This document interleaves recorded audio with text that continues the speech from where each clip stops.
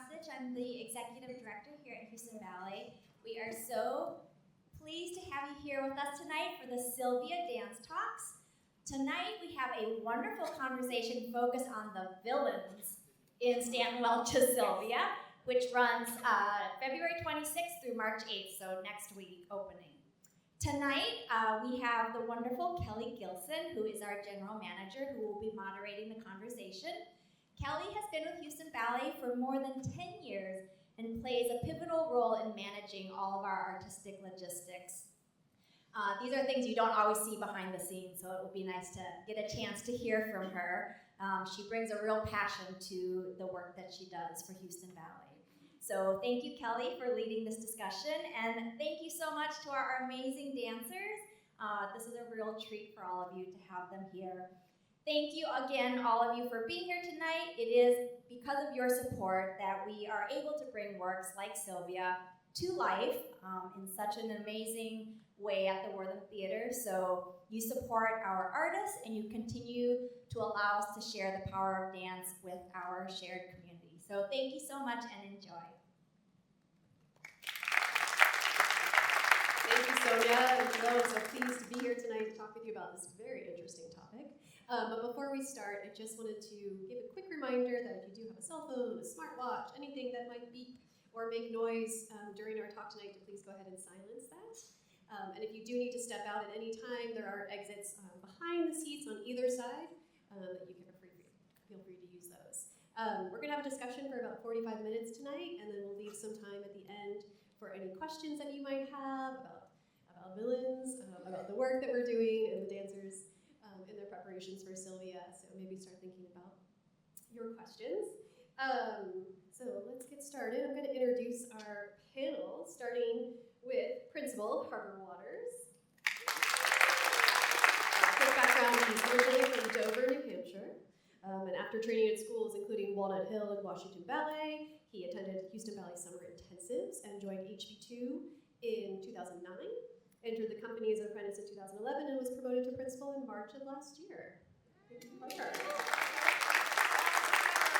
to him we have Soloist Eric Sharratt. Originally from Tucson, Arizona, where he trained before continuing also at Houston Ballet Academy. Joining the company in 2010 and was promoted to soloist in 2017.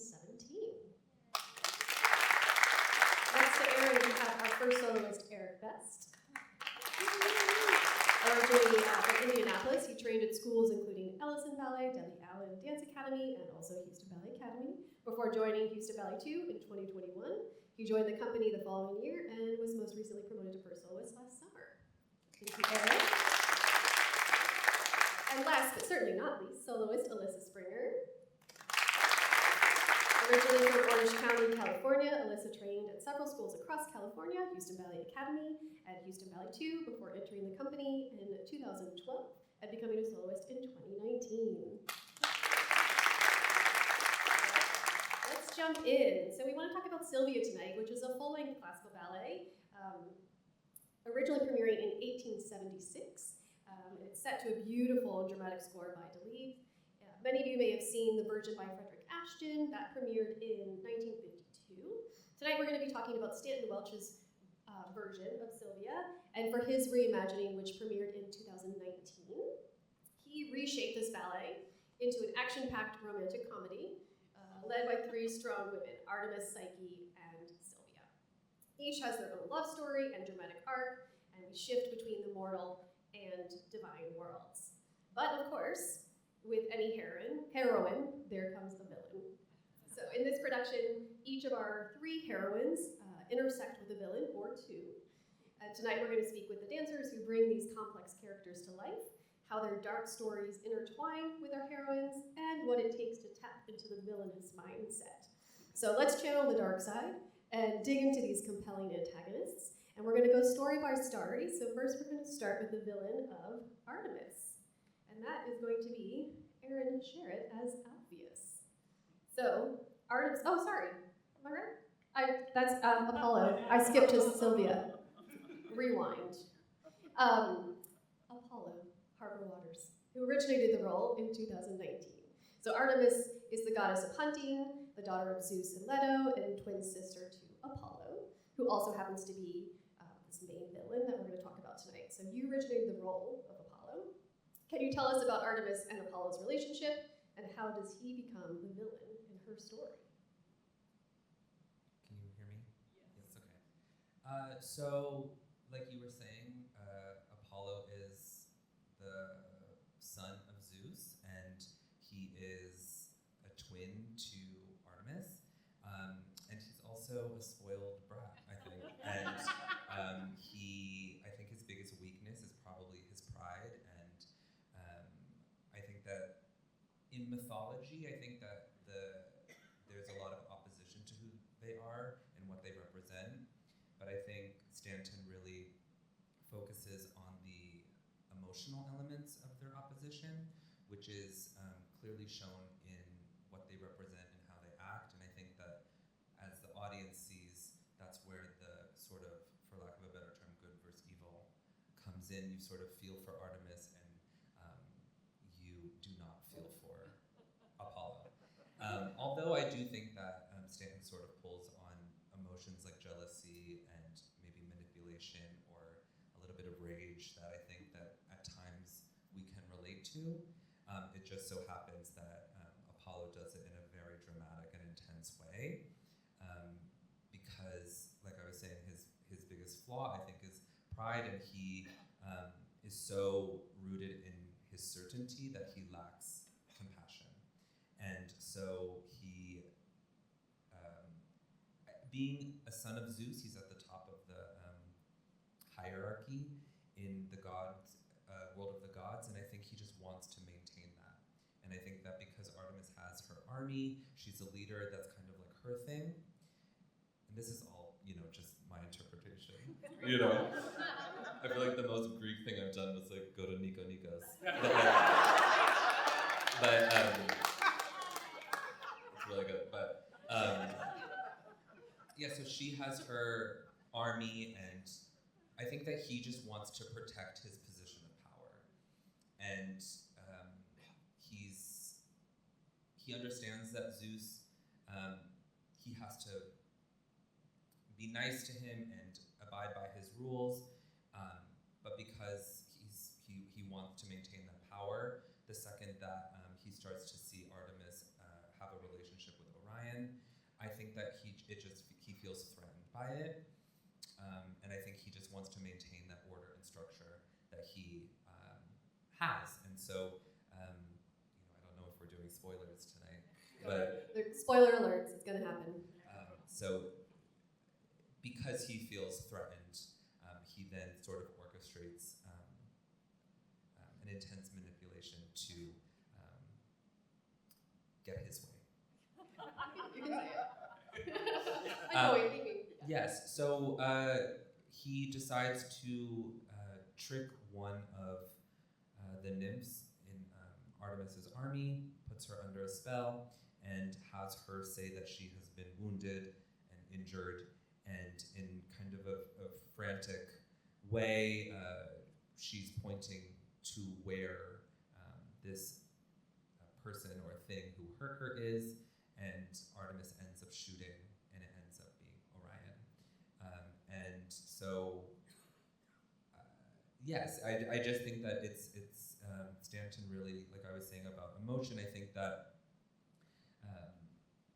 he just, as I think Apollo values or sort of prioritizes his own ego over empathy, and I think that he sees no wrong in what he did, and I think he feels very proud of what he did.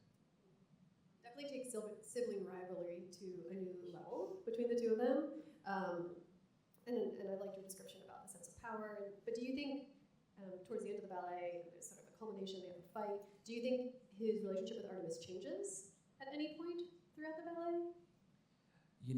I feel like it's really interesting. A lot of times, like when we're in rehearsals, like stagers or our coaches will say that when you enter the stage, it's like when you're leaving, also you're going into another scene that the audience can't see. And so I think that, like, in my head with that character, I think he's really angry, that for so long he's gotten his way.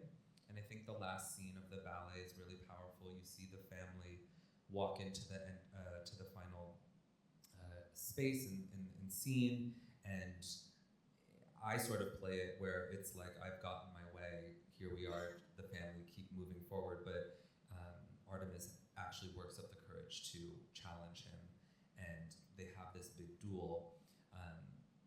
And I just think that it's a culmination of all the 3 acts of the ballet, but I don't think that his relationship is, if anything, I think it's probably worse. And I feel like I'm leave the stage thinking like I'm plotting my next thing, despite them being, put amongst the stars.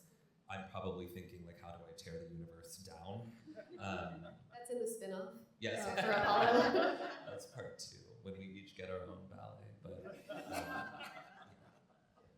Thank you, Harper. We're going to come back to Harper and talk more about villains, but I want to continue on with the stories. And I think we're going to go to Psyche next. And we've got 2 villains to talk about, but we're going to focus on Aphrodite.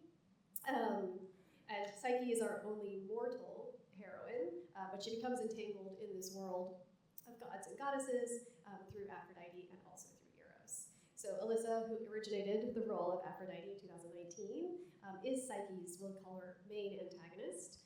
And then Eric, you're debuting as Eros this year, who is Psyche's love interest, but has some other villainous behavior that we're going to talk about soon, because he's a bit more complicated than just the love interest. But before Psyche enters the story, how would you guys describe your characters, your relationship? Is Aphrodite protective, controlling, proud of Eros? And what's that dynamic like? So Aphrodite is Eros' mother. She's the goddess of love and beauty, and he is the god of desire, so they go very much hand in hand. I think, yes, all of the above. She is a tad bit controlling and protective, because the dynamic is definitely that Aphrodite gives the instructions and Eros enacts them.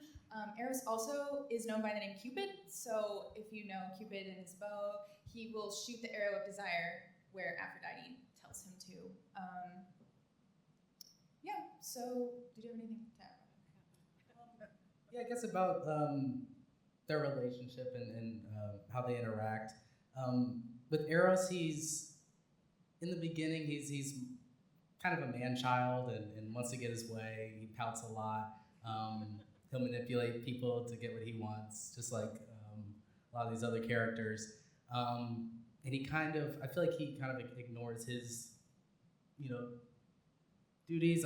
Or at least for Aphrodite, he's willing to do that. But I feel like, unlike the rest of the gods and the goddesses, he's not as concerned about it. But yeah, I think he's always ready to do whatever his mother tells him. And there's some funny moments where he's getting into trouble and he kind of gets beat up by some of the goddesses, and he's just running over to his mother and crying and holding her. He's like, "Help me!" So that kind of dynamic is what's present in the beginning part of the ballet. Alyssa, can you talk about sort of the trigger for the whole villainous story between Aphrodite and Psyche? Sure. So what happens is Psyche,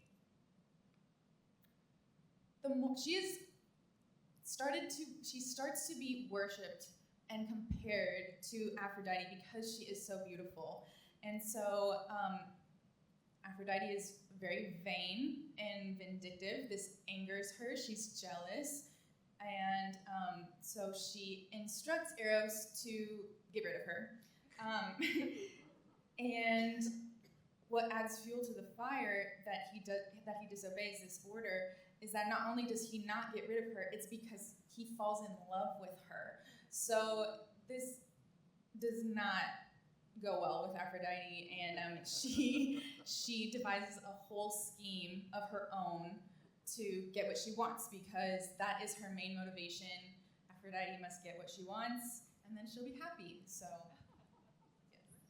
Eric, do you think that's probably the first time he's ever disobeyed his mom? I would think so. Just from what I interpret in the beginning, it's he really loves his mother, and he's always trying to appease her, and he's always running up to her. And I think this is the first time, like, it catches him off guard, you know, because normally he's the one who makes people fall in love and shoots them with the love arrow. But I also feel like this is the first time this is happening to him. So it's a new experience for him, and he's kind of conflicted by it because he wants to appease his mother. And he has this thought in this moment. He sees her for the first time, and you know, he just gets the butterflies, and he's like, what am I doing? Like, no, I need to complete the mission, and he's getting ready to do it, and he just crumbles. He just can't bring himself to do it because he's just enamored by her beauty.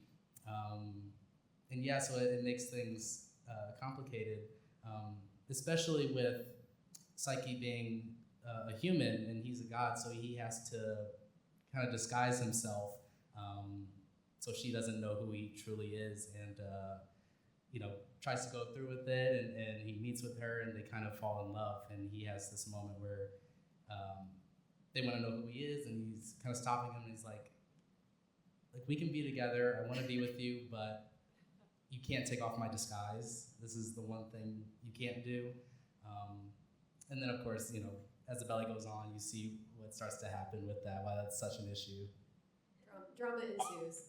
But then it kind of heads into a twist, which is unusual because Aphrodite, as the villain, unbeknownst to Psyche, has planned this murder. But then it's sort of the tables are turned. And what happens because Psyche ends up coming to you? Oh, yes. She doesn't realize, as Eric was saying, he's disguised the whole time, so Psyche doesn't realize that she's married to Eros.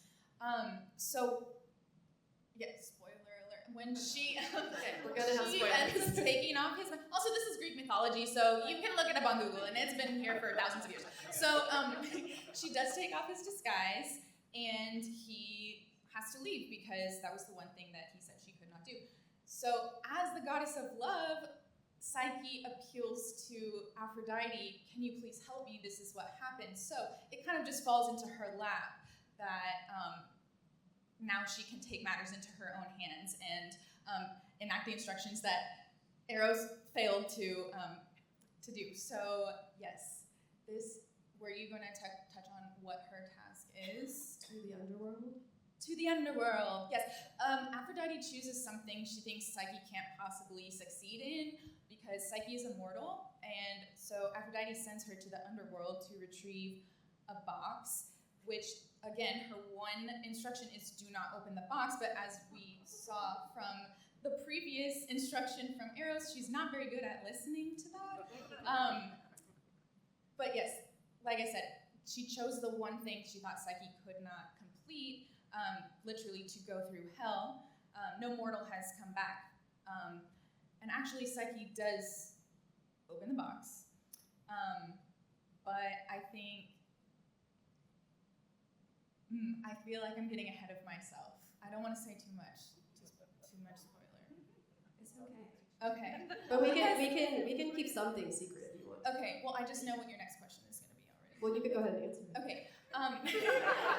She opens the box, but in the end, I think Aphrodite has to accept the fact that Psyche was willing to do anything to get her son back. She demonstrated her love and commitment to him. So in the end, I think she does accept the fact that they can be together, even though they didn't ask for her permission to be married, and that's kind of her domain, which is, as the goddess of love, that would be something that she would need to give that blessing, but yes.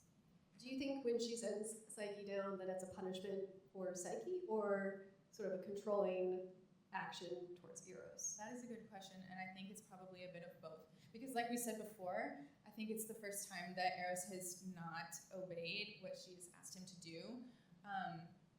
But at the same time, like I said, they did not ask for permission to get married, and she just could not stand the thought of anyone else taking the spotlight of her as the goddess of beauty. So I definitely think there is an element of punishing Psyche. Though it's not her fault that the mortals decided to worship her. But like I said, she's vindictive and impulsive, and she could not abide that. So, yeah. So it seems like she begrudgingly accepts Psyche. In the end, yeah. And then Eric, with Eros, what does that change with your relationship with your mother as you're accepting Psyche in? Yes. So it's a little complicated because once he realizes like the scheme is over and he knows what his mother did, he has this moment where he's just like I can't believe you would do this, and he kind of like they don't really see each other again. But I would like to think that they end up reconciling, and Aphrodite just has to be okay with it in the end. Because I do feel like she does care for her son, but I think in that moment, yeah, he's just like I'm done. I can't believe you would go through this whole thing to make all this happen, and But at the same time, it also was helpful for him. Like he kind of has like this arc, because kind of similar to his mother, he wants his own way and he wants it done the way he wants to, and he'll do whatever he needs to get it. But he kind of has like this learning curve throughout it as things are happening, and he's hoping that Psyche can come back from this and everything. That he realizes that that I don't need to be that way, and things can be different. We can make this work. We can have a god and a ordinary human be together. We talked with Harper a little bit about where does Apollo's story go. So I'm curious, Alyssa, where do you think the story goes? Is there a spin-off where we see the dynamic between Aphrodite and Psyche as her daughter-in-law? That would be so interesting. I don't know. Especially because I don't think Aphrodite is thrilled that it happens. She just accepts it because, like I said, Psyche did everything to be with her son. But I think also she has to accept it because Zeus is the one who marries them officially, and he makes Psyche immortal in the end. So you can't argue with Zeus. So I don't know. It's interesting now that Psyche is kind of on a similar level to Aphrodite. I do wonder what would happen then. But I think Psyche is the goddess of the soul. Is Psyche the soul? I wish I knew more about that. But so Aphrodite can still be happy she's still the goddess of love and beauty. I don't know. Yeah, I wonder. That would be an interesting spin-off. Another spin-off that we'll work on. Well, thank you guys. So now we are going to move to Aaron and talk about Sylvia. And it's a great. I can encourage you to read the synopsis before you go, because there's a lot of characters, a lot of intertwining. As you can already see, that I was mixing up characters tonight, but it really helps to really understand all those characters. So, to our heroine Sylvia, who is a demigod and warrior in Artemis's army. You can see how they're all intertwined. But when Eros casts a spell on her, there's a whole story there that we're going to talk about with Eros. But Aaron, you play Althus, which is Sylvia's main villain. So how does Althus fit into Sylvia's story? Who is he, and do you know what sets off his evil intentions? Yeah, so Althus is pretty straightforward compared to the other villains. He doesn't really have many ulterior motives. Althus is a river god, and he's actually the son of two titans, so he's kind of an outcast from Olympus, because titans and gods aren't friends. So, and Sylvia makes the mistake of leaving Artemis's army to go take a quick bath in one of his waterfalls that attaches to a stream, and he happens to see her bathing, is enamored with her immediately. Meanwhile, Eros swings by and puts a love spell on her, and the next person she sees, she falls in love with. That would have been a great time for me to jump out and be like, "You love me now."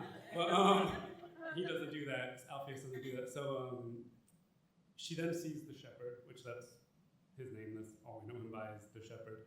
And he's a mortal man. And so then that's where, just like the other two characters, the main villains, there's the envy and like the jealousy there of like having something that they want.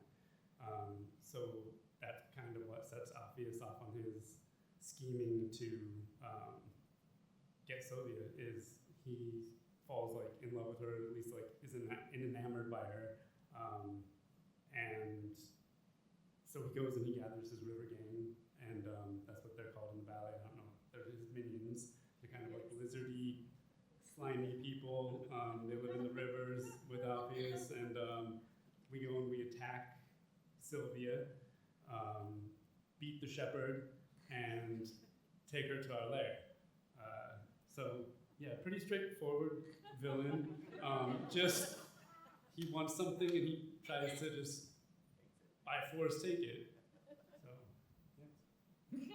And so do you want to talk about what happens? He's captured her, but then Sylvia sort of takes it into her own hands, and what happens with her and Althus? Yeah, so we capture her, and I think that Althus didn't really expect her to be as formidable of like a fighter as she was. Like I said, she is a part of Artemis's army, so very well trained, very powerful, also a demigod. So she puts up a great fight. She has training. The river god and the river god and the minions don't really have training, so she makes pretty quick work of them, and she kills pretty much all of the river gang. And Althus barely slips away with his life back into one of his streams. And that's kind of it for Althus. The shepherd kind of comes in and saves her, but he doesn't really do anything. He thinks he's doing a great job, but she's really the one doing all the work and killing all the river monsters and all of that good stuff. So, yeah. Do you feel like he's defeated? Is he just trying to survive by escaping? Is he running away from her for his own survival? Yeah, I think he's terrified. Like, she's beautiful and everything, but then she goes and kills all his minions, and so yeah, I think he's just relieved to just like slip away at the last minute, like I said, back into one of his streams and get out of there with his life. So maybe he'll try again. I don't know. Our third spin-off is what happened to Althus? Yeah. Where did he go? who else has he tried to capture unsuccessfully? Because it feels like that might be his. Yeah, that's first his trait. That's his. That's Althus. All right. Well, thank you, Aaron. And I want to come back to Eros, who is a bit more complicated, and talk with Eric, because Eros is sort of this catalyst for a lot of the mayhem and the drama that goes on throughout the ballet, including the villainous behavior. And so I just wanted to explain your connections to both Artemis and to Sylvia. We touched on a little bit, but just your mischievous behavior, and then how your relationship changes with them. Do you want to start with Artemis? Yeah, we can start with Artemis. So I feel like naturally there's this clashing of heads because the object in which they represent like clash anyway. Like he's, the god of desire and love, and she's more so the goddess of like the hunt and abstaining from those things. Like she's very much driven and focused. But she has this undeniable love for Orion, and you see like glimpses of it, and they still like turn away because they have something greater in mind that they're fighting for. And Eros obviously, takes note of this and is kind of teasing her about it and jokes around. You see like a fun bit at the beginning as you're like being introduced to the characters where he's just kind of making fun of their whole thing because he knows all these characters and he knows how to get in their heads a bit, and he likes to stir the pot, like he wants to cause trouble. Yeah, and I think he just does it for fun, just because he thinks it's funny, and so I think that's what is the case for Artemis. It changes. So he's instigating some drama, but then by the end of the ballet with Artemis, his relationship has changed. Yes, because he ends up needing her help at that moment with Psyche, and I think in that moment, I think he has a change of heart because with everything that has happened, he, realizes that something's went too far, like with Aphrodite coming in and thinking that Sylvia, did what she did, and it ended up, he was like, no, like I started all this. So it's like he has this pouring out and understanding, and he's telling them all, like, I did all this. Like, this is all my doing. I made a big mistake. And he shows what he did. But yeah, so I think that moment he has a change of heart, and so when he comes to her, he's I don't think he thinks of, he doesn't want to poke fun anymore, because he knows what the damage he's done. And similarly with Sylvia, because he causes the mayhem, he casts a spell on Sylvia with the shepherd, but then ends up changing and then eventually doing what with the shepherd? Do you want to explain what happens that Eros does for the shepherd? Yeah, he makes him immortal, right? Yeah, so because the shepherd, when Sylvia comes back to him, she has a choice to make, because once Eros reveals that I put her under a spell, she submits back, and shepherd is going up to her, is like, hey, like, you still remember me? And she kind of like grabs his hand, is like almost as if she doesn't know him, and he runs off. But I think the difference between Sylvia and Artemis is that Sylvia realizes she still has a choice to make. She could either submit to the order, or she can go through with her love, and she has that option. She's granted that option to do that, and they finally get together, and the shepherd grows old with her, and there's like this. It's one of my favorite moments in the ballet. It's this beautiful moment where he's starting to slow down, and they have all these kids and grandchildren, and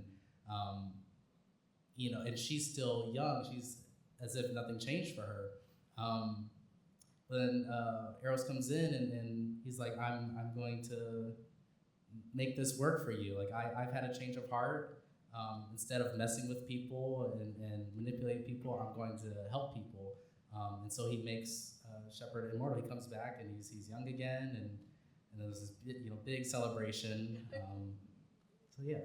So it's definitely a complicated arc Yeah. for Eros. Yeah. Do you, obviously we have you here on the villains panel, but do you see Eros as a villain, or is that something he starts with, and is he just reckless, misguided? I'd like to think he's more misguided. I mean, he is planning out what he's going to do, so he knows that he's messing with people and everything, and he doesn't care in that moment. So maybe a little bit of a villain, but I think the difference with a lot of the villains up here is that they don't change. Like, they continue to think that way. They don't think anything's wrong with it. But he realizes the mistakes he's made, because he realizes how it affects his life and his love, how it affects other people. So I think he was just misguided. And I also think, with Aphrodite being his mother and how she is, maybe he's taken that on a bit. She's like, I like things done my way, and I'll be nice to this person because they're doing what I'm saying, and these other people, I don't really care. I feel like he might have took that on as well, but realized he has a choice to make as well, and he doesn't have to submit to that. Do you think he becomes a hero at the end? I would say so, because at the beginning he's messing with everybody, and it's kind of funny because he's involved in all these different stories in the ballet, and he's making a lot of the messes, but he kind of cleans a lot of it up, or at least has this this revelation, or just this understanding of what he's done. So I'd say so. I think he's the hero of the story. I mean, that's just me. Redemption. Such a great. It should be called Eros. Yeah, Eros ballet. Yeah. Well, let's talk a little bit about. We talked a lot about the story, but I want to talk about the preparation to become a villain, what it's like to play a villain as a character, and we were talking a little bit earlier before we started. Just what are some of the things that help you get into a villainous mindset? And maybe, Erin, you can start off with just some things behind the scenes as you prepare, or actually things that you put on that will help you get into that villainous mindset. Like costumes.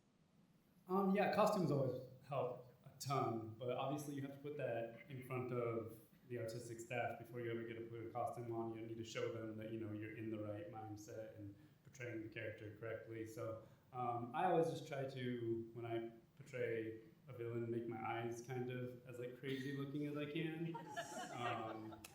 and like almost like always like peering like in like a sinister way, and yeah, I don't know. Just you do go into like a different mindset, even if it's just like for like while you're out on the stage or like in the area that we rehearse in, just for like those few seconds, and as soon as you're on the side, you're like happy again. For that moment, I do kind of feel myself not really being me for a bit. As villains, a lot of times you have to do things that are kind of uncomfortable. Like there's a part where Althus just goes like this to Sylvia's face. It feels disgusting. Sorry. But yeah, like it feels disgusting. You want to be like, and like all the girls that play Sylvia, like Trina Gonzalez, they're all so small, and like I'm 6 foot tall, and like it feels really gross. And you just can't let it make you feel that way. You just have to like almost do extra so that it doesn't come across to you guys that like I actually really hate doing that. It has to look like something that like you like doing. Like you're that twisted in your own head. So yeah, you just have to like kind of accept that like any weird thing you have to do or any Althus. I mean, when he's introduced in the ballet, he's literally just like on the side of the stage creeping on a girl taking a bath. So. Yeah, you just accept it and put yourself in it and try to have fun with it. And almost like the more you do, like overdo it, and it's always better to be told. I feel like especially with villain roles, it's better to be told like you're doing too much. That was a little extra, like a little too gross or whatever. Depending on the villain, but yeah. Well, thank you. Without having any kind of creepy stalking moments, I'm going to go back to Alyssa with Aphrodite and just sort of your preparation. Like, what do you think about when you're trying to posture as this villain character without stroking people's faces? Well, I try and play it that I don't know if Aphrodite is evil per se. I think that she has evil intentions, again, when she's not getting her way. So I still try and embody the beauty and love, very proper posture, and kind of like a benevolent face until someone slights her and she gets angry. And then, like Aaron said, the eyes do a lot. And I know you can't always see that from way out in the audience, but I think that it helps. Like you can feel it internally, and that will project through the body as well. So I do a lot of eye rolling when I get frustrated, and a lot of tense muscles when I become angry, when I first learn that Psyche has now surpassed Aphrodite's beauty, and when all of her plans to kill Psyche keep failing. That's also another moment where I try to really show the tension, that she's so frustrated she can't get the one thing that she wants, which she's so used to. So that's kind of a lot of physical manifestations of those emotions. Yes. Yeah, that's really interesting. Yes. I want to talk to Harper now. We were joking, Harper's been in his villain era for a couple seasons now, really exploring that side, which has been fantastic to watch. But he also plays a hero. And so want to talk about the differences in your preparation and your approach when one day you're playing Apollo, and the next day you're doing the shepherd as the hero. So maybe you could talk about how you're facing that. Yeah, I think it's sort of a combination of both the physical and sort of thinking about how does your character move and what drives that movement. I think as far as the physical, like in playing the shepherd, he's someone who I think sort of makes his heart very visible, and I think he's very sincere and simple. And so if you were to like say his name, he would be very open to how he would respond. But I think that like Apollo is someone who is so sort of calculated that if you were to say his name, you wouldn't show your cards, what you're holding. And so the eyes and how you move. And for me as a dancer, I think that I work really well with words and putting a emotion behind it, and having a dialogue really helps.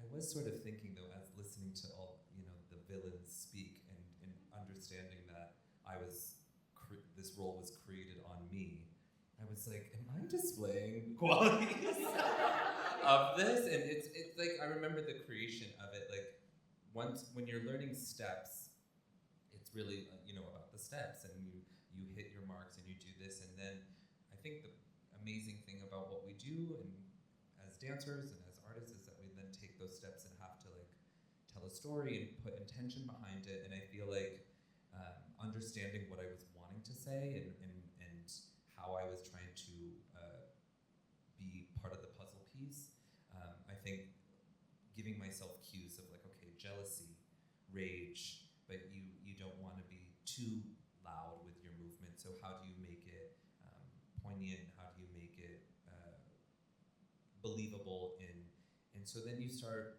understanding that it's actually not so much outward, it really starts I think inward, and that is the impetus and starting point for the movement.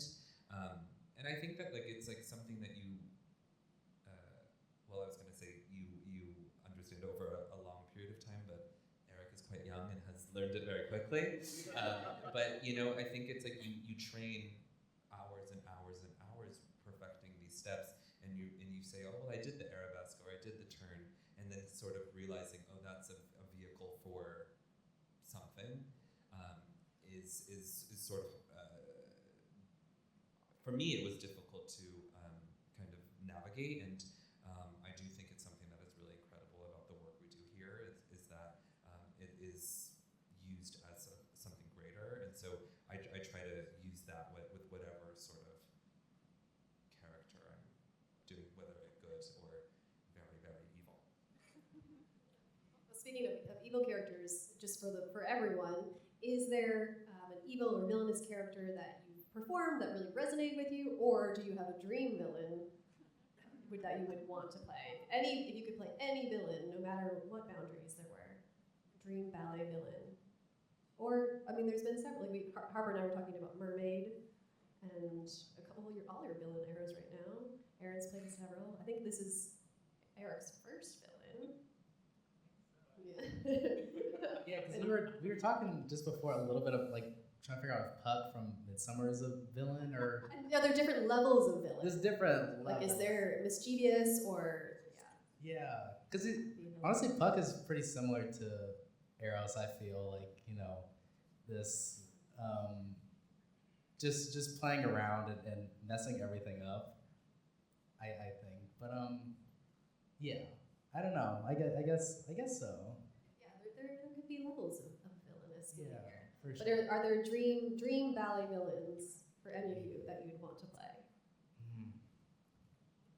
I don't have one yet. You have time. I have time. Yeah. I'm just getting started. I don't know. Well, You want to talk about some of the villains that you have played that you really enjoyed? I will say that the stepmother in Cinderella was a dream. That was a dream. That was really fun to do.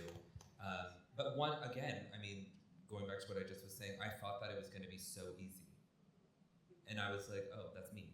But like, you realize like it's so much more, and it's so much more nuanced, and so like diving into that was really fun. I think the Sea Witch and Mermaid was also like really fun. I feel like they announced the season today, right? I can talk about. You can. It is So public. I feel like I have no idea what Stanton's Alice is going to be like. I have no idea the characters, but There would be villains. But I think I don't know if I would play it, but when I watch or I see the Queen of Hearts, I think that is really a fantastic villain, and how it's been portrayed in other versions of media, not just ballet. So I think that's going to be exciting to watch. I doubt that I will do it, but I will cheer them on from the sides. Manifest. We'll keep it out there. So I think in general, is it fun to play a villain? Do you have more fun playing with the villain and trying to experience all those emotions and manifestations? Yes. Yeah, I think that playing a villain can be more fun. I also think that going back to something that somebody said, that villains can be very varied. right? So sometimes like the villain of the story we portray it as a villain, like Romeo and Juliet Tybalt. Like we view him as the villain, but he's kind of really not a villain. He's just doing what he thinks is best for his family.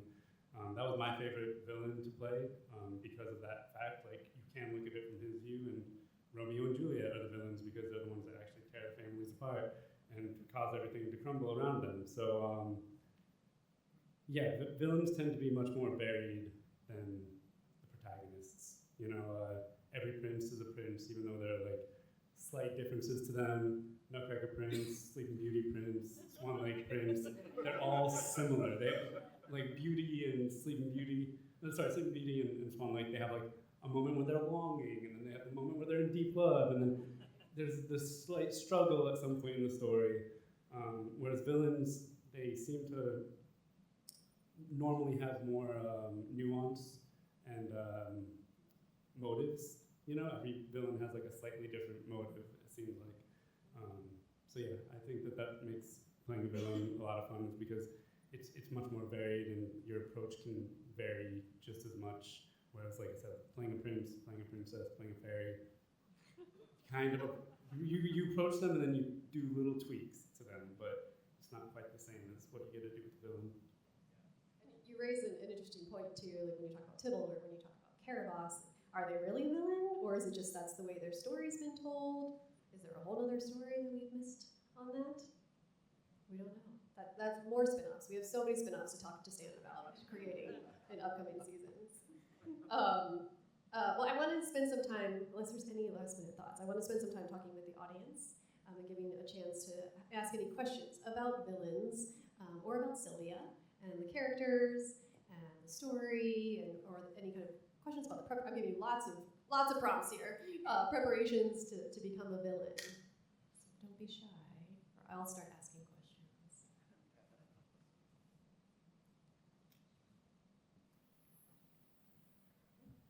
Somebody alluded to the fact that you tried out for the parts, or are you assigned the parts because the staff knows you and your personality so well? I was just wondering about the dynamic. Yeah, so usually because Stanton is a choreographer, we've worked with him many times. He understands our strength and our capabilities. Oftentimes with his work, we're just cast into it, and so paper goes up, you see Apollo, you're called to Apollo, and there it goes. But other casting processes are different, but usually I think also in the bigger ballets, you're just typically cast into that. There's not any sort of audition. I think that if anything is the audition, it's the work you've done before. But there might be some process, like with John coming in for. Did you guys have an audition process for that? Or was it done? John is, I think, is like maybe because he's already here for Midsummer. Yeah, I think John was my first experience of someone coming in and observing how you work and watching rehearsals, and I think that he sort of picks up on other elements that I don't think that, at least I wasn't really like focused on. I remember when I was cast in Puck for Midsummer, I was like, I think that's a mistake. I was like, I just do not, because the first time we did it, I didn't cover it. I was doing other things, and then it came up after he was here for I think 3 or 4 days, and I was like, I think that's a typo. Like, I don't know.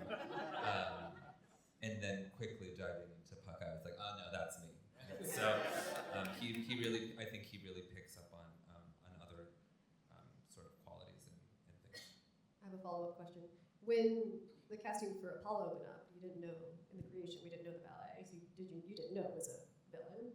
How did you find out it was a villain? Or was that through choreography? Was that through research? Or did Stan talk to you? Like, how did you?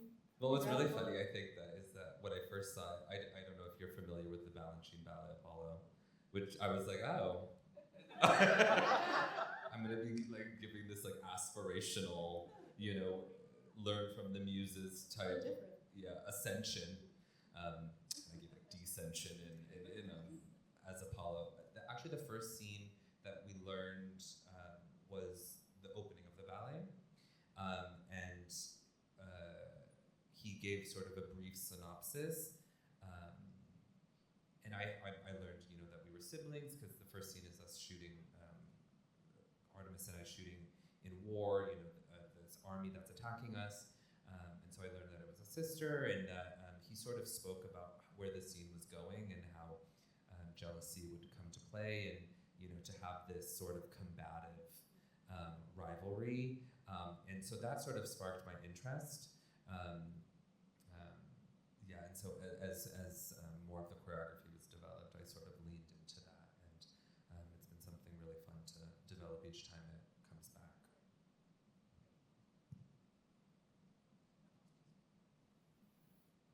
This is a bit of a big question, but I'm curious about the concept of interpretation. It's a term you guys use a lot. You have a role, it's written, it's choreographed. How does personal interpretation enter in, and how do you have room to walk that out?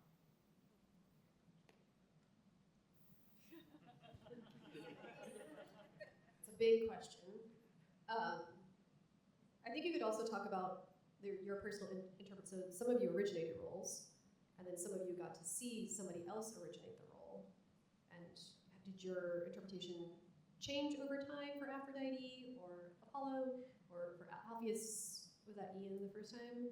So what did you take from Ian, interpretation-wise, for you? Anybody have thoughts on that? I would say, for me, it sort of depends on the type of ballet or the type of work. I think that there are more sort of physical, technical-driven work that is more technique-based, and so the execution of a step is how that step is executed. And so if you're struggling with something, I think that there can be coaching on how to do that step. But when it comes to more narrative-driven and more narrative-focused characters, I think that there is an element of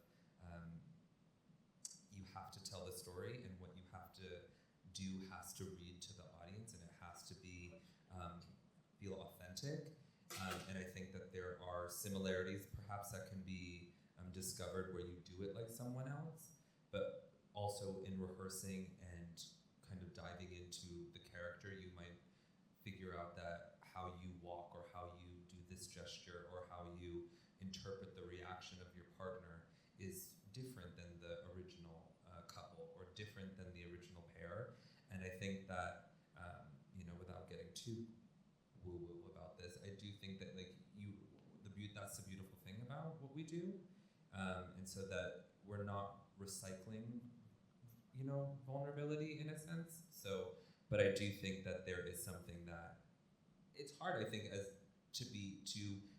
think when we're stepping into the studio, it's a really vulnerable place to put yourself in, especially given storytelling and things that are real emotions, and then to try it and then be told from the front that's not reading, or try this a different way, and then you're sort of left with this sort of self-work that you have to do as to, how do we do that? And so there is, I think, a responsibility for ourselves to take that in, but I do think that it's amazing to have other dancers and other colleagues to say, this worked for me, or try this.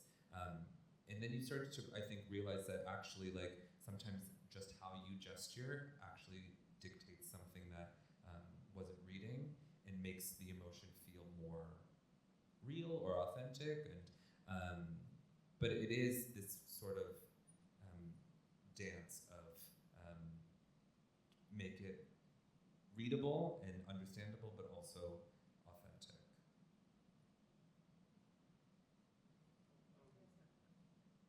Yeah, and also that, kind of what you were saying. So that's a luxury of having a lot of casts also, is we get to sit on the side and watch other people do the parts we do.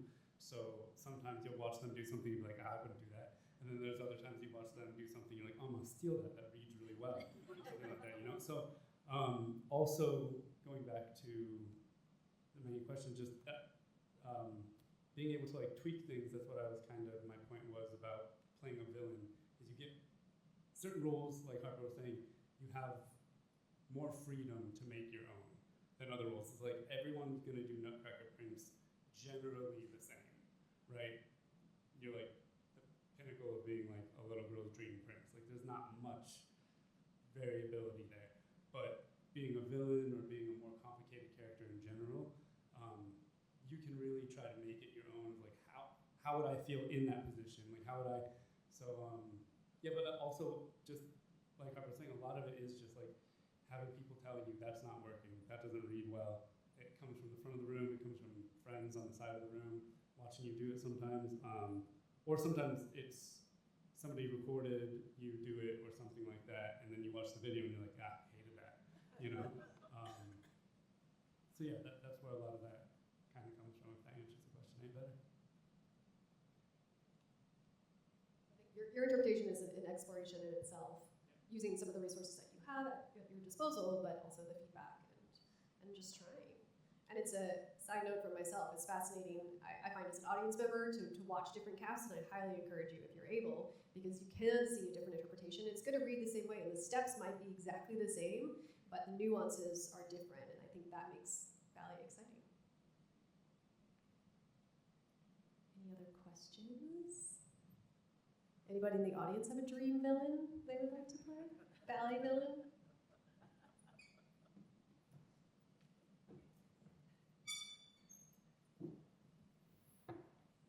Harper, you opened it. What would you change? What have you changed from when you did the role before to what now? What can I look for that's different this time for the way you are doing Apollo? I think, and maybe I sort of alluded to it earlier, is that I think you think villain, you think evil, you think mean, and I think that was sort of my approach the first time, where it was like the emotions were, if they were colors, they were like red, black, you know? And I think that this time around, I'm trying to add a little bit of nuance to it so that there's this like sort of bubbling of brewing of the evilness. And so it sort of takes you on a journey. So like it's like you don't want to start at a 10. And so I'm trying to give purpose to the rage. I'm trying to show the thought process, the sort of maniacal decision of seeing this nymph, and I put the spell on her by making her fall in love with me. And it's this little pas de deux, and I was so focused about getting her on her leg and, you know, do the arabesque and do the lean off and be mean.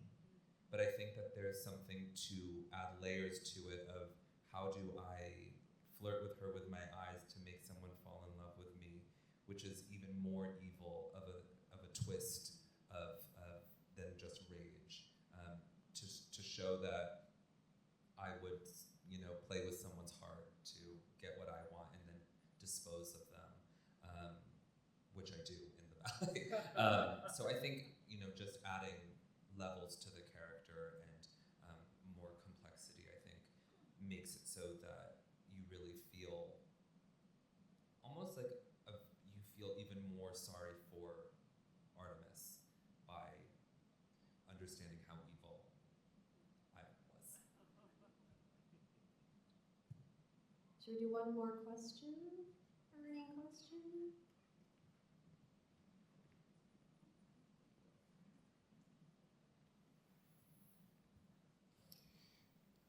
Eros, what is your favorite part of your dance? My favorite part of my dance? That's a really good question. Because there's a lot of beautiful moments in this ballet. I would like to say the introduction of Eros and Psyche, because a lot happens in that scene, just with my thought process and what I have to do, what I want to do.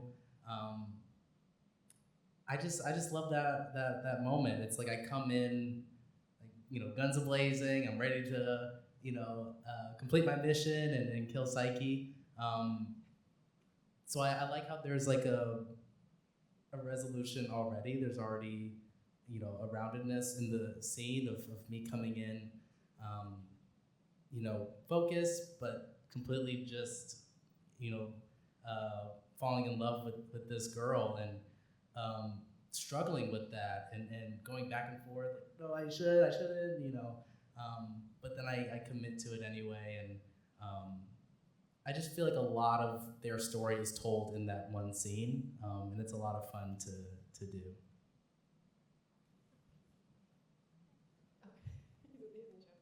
You can be our next villain. Yeah. Start practicing now. Well, I think that's our time for tonight. So let's say a few thank yous first to our panel of dancers for sharing with us tonight. I want to say thank you to our development staff, our production and AV staff for their support of this event. If you don't know Jasmine Fuller-King, special shout out to Jasmine, who really helps put together the content for our discussions here at our dance talks. So special thanks to Jasmine. And thanks to all of you for joining us. And I hope this provided some excellent villainous mindset for you. And hopefully it will intrigue you to come to Sylvia in the theater February 26th through March 8th. So we'll see you there. And thanks for joining.